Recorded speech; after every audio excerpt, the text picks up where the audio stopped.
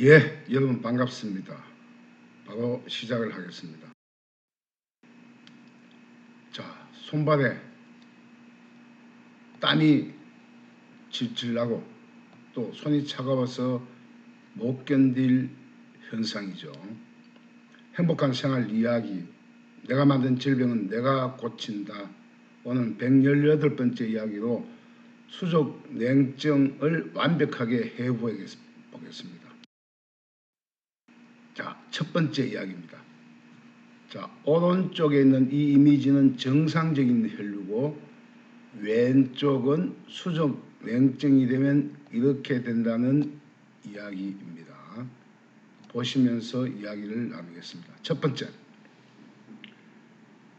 이 사람은 머리는 차고 손과 발이 따뜻한 상태가 되어야 건강한 사람입니다. 그런데 반대로 손발이 차고 머리가 뜨거운 상태를 수족 냉증이라고 말합니다. 두 번째, 발생 원인은 다양하죠. 바이러스나 음식, 출생, 생활, 구타, 교통사고 등 외부 충격을 이겨내지 못하면 백혈구가 이들과 싸우거나 자폭하며 생긴 염증으로 만들어집니다.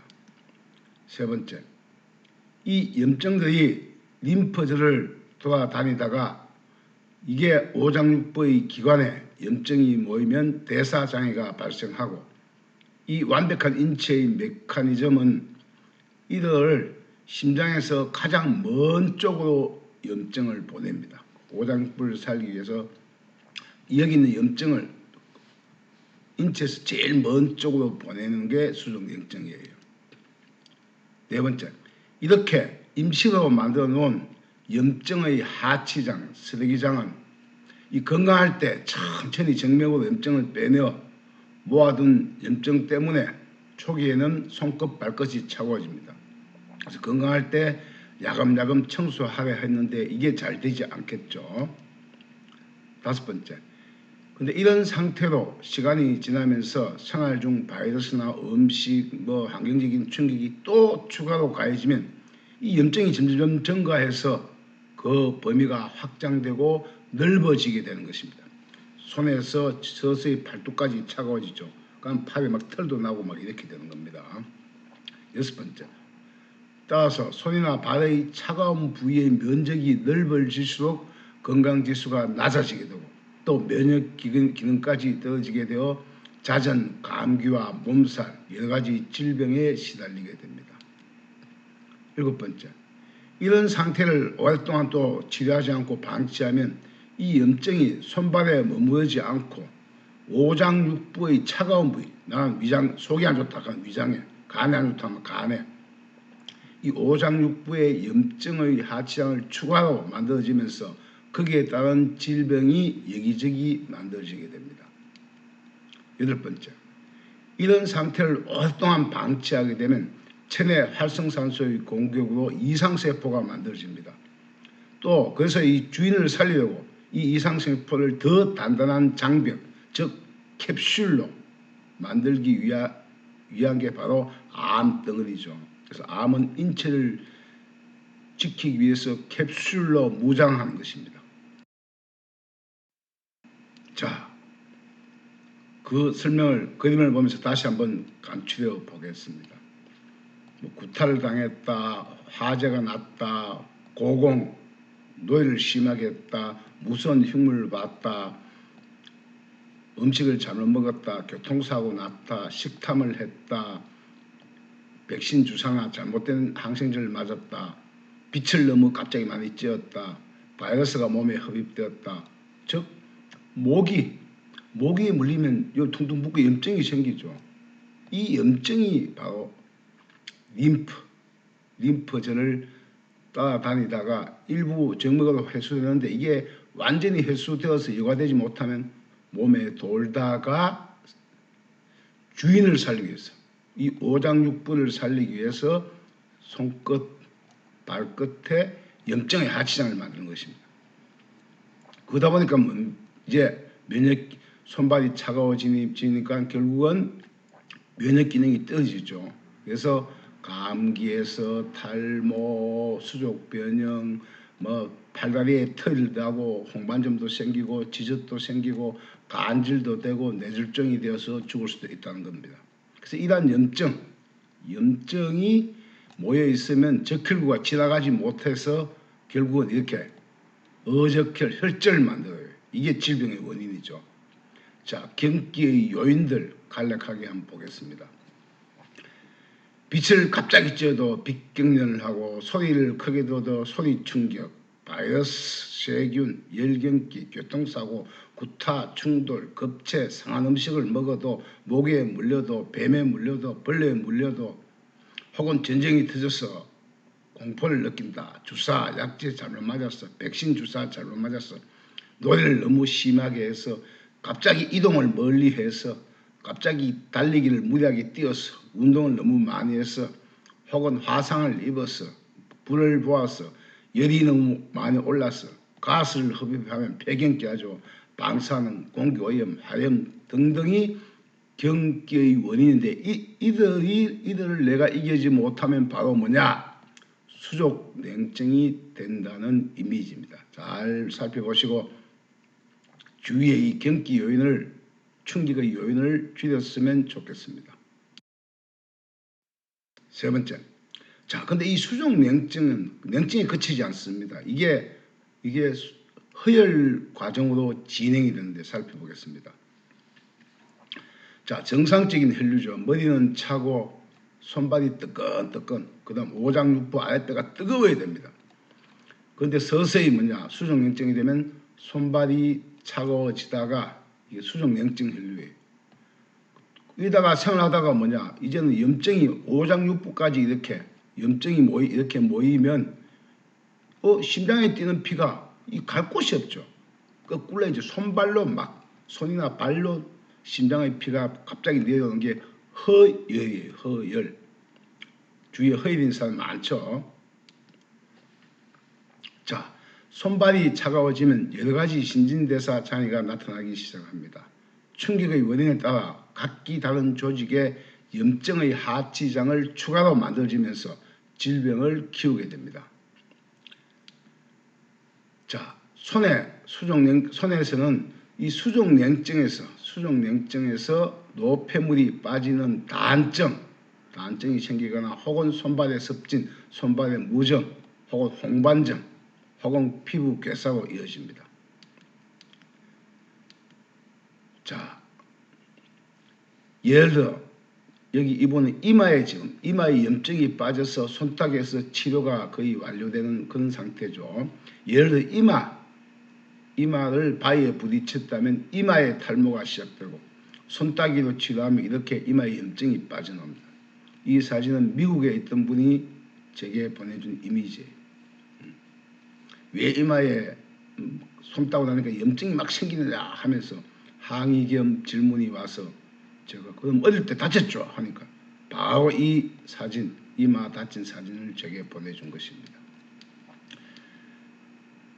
자, 네 번째, 만약에 사타구니에 염증의 하치장을 만들면 습진이나 지저수도 나타납니다. 다섯 번째, 간에 모이면 간이 부어 간염이나 간암으로 진행이 됩니다. 염증이 머리에 모이면 두통이 되거나 지체장애, 장애우가 됩니다. 염증이 가슴에 혹은 폐에 모이면 유방암이 되거나 폐암이 됩니다. 그래서 우리 인체는 커지면 전부 다 커지는 곳에는 염증이 차 있어서 커지는 거예요. 심하면 염증의 한계를 넘어서는 백혈병으로 진행이 됩니다. 네 번째, 수족냉증에서 수성화강 정상적인 과정이 되면 어떤 경로인지 보겠습니다. 이 정상적인 혈류죠. 흔히 두한조결, 머리는 차고 발은 뜨겁고. 근데 수족냉증이 되면 그게 어떻게 되느냐. 두열, 머리에 열이 나고 발은 차가워지게 됩니다. 손발이 차가워지게. 허열이 되면 어떻게 되느냐. 두열, 머리에도 땀이 질질 열이 풀풀 나고 조결, 발과 발에 땀이 그 대신 오장육부가 싸늘하게 식어서 만병, 더 큰 병이 됩니다. 허혈을 조심해야 됩니다. 자, 보통 이 병의 진행과 첫째는 수족냉증이 먼저 옵니다. 손과 발이 몹시 차고 머리에는 항상 무겁고 미열이 나타납니다. 어린아이 같은 경우는 이때는 학습장애가 생기죠. 두 번째, 이제 수족냉증 다한증이 됩니다. 손발이 찬데 조금 긴장하고 조금 무리하면 손발이 찬데 대신 머리에서 식은 땀이 나거나 손에서 노폐물이 땀으로 막 빠집니다. 생활이 아주 불편해지죠.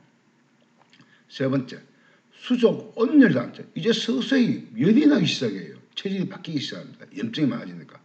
그래서 수족 온열, 열이 나면서 이제 땀이 나는 것으로 바뀌어요. 이럴 경우는 여기처럼 아랫배와 속이 차고 손발과 머리에 열이 나고 손과 머리에서 땀이 많이 납니다. 특히 허약한 어린이가 여기에 해당합니다. 어린아이도 대부분 수족 온열 단증이 있는 경우가 많습니다. 잘 살펴야 됩니다. 네 번째, 수족 허혈증. 이제 열이 펄펄 나요. 수족과 머리에는 열이 매우 많고 속, 위장이나 오장육부는 싸늘해집니다. 이때는 물만 먹어도 살이 찌거나 붓습니다. 여기서 갖가지 만병이 여기저기 생겨나기 시작합니다. 다섯 번째, 수족냉증, 저체온으로 인한 면역 이상 현상들을 살펴보겠습니다. 이제 수족이 이렇게 저체온이 되면 뼈가 차가워지죠. 즉 손과 발의 저체온으로 뼈의 골수에서 피를 생산하지 못하는 황골수로 바뀌면서 백혈구 염증이 증가하기 시작합니다. 두 번째, 이것을 오랫동안 방치하면 뼈가 장기간 차가워지게 되면서 피를 만들어내는 적색골수가 졸모세포가 황골수가 되면서 시간이 더 지나면 암세포로 바뀌고 그에 따라 백혈구의 암세포를 많이 만들며 백혈병으로 이어지기도 합니다. 세 번째, 피 속의 염증지수가 워낙 많이 높기 때문에 정상 적혈구는 없죠. 줄어들죠. 혈소판도 줄어들어요. 그래서 결국 빈혈이나 출혈, 산소 부족으로 이어집니다. 그래서 머리가 어지럽다 현기증이 있다 그러면 무조건 뇌압이 높은 거죠. 몸에 염증이 많은 거예요. 네 번째, 이렇게 면역 기능이 무력화된 상태에서 또 다른 환경적인 충격, 소리, 온도, 습도, 바람 등등 충격이 가해지면 백혈구가 이와 싸우다 자폭을 하면서 계속 무제한으로 증식된 백혈구 시체가 오장육부부터 온몸에 가득 차고 혈류가 넣인 부위에 계속 쌓이게 되면서 백혈구가 무제한 증식되는 게 바로 백혈병이죠. 이렇게 해서 죽어가게 됩니다. 자, 세계 유일의 수족냉증 치료법은 제 영상 보세요.